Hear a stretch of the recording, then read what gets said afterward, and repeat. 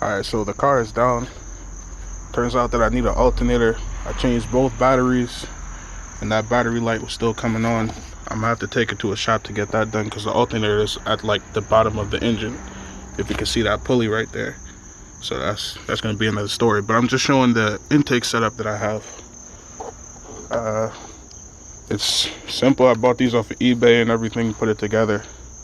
I can't remember the name of the company. It's something with a B that does an actual intake box and everything for their full setup. But that thing is like $1,500 and there was no way I was doing that. So I just did this. It's generally the same concept, but I'm not sure how they run these lines right here.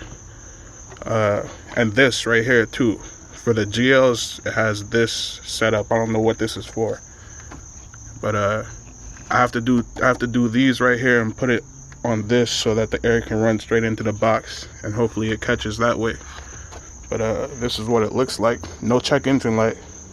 I had a check engine light when I plugged these into this. The check engine light came on. But once I set it up like this right here with these sensors in the back, it came off and it's been running fine. You do hear a little more turbo whistle, but yeah, I don't know what it does for performance.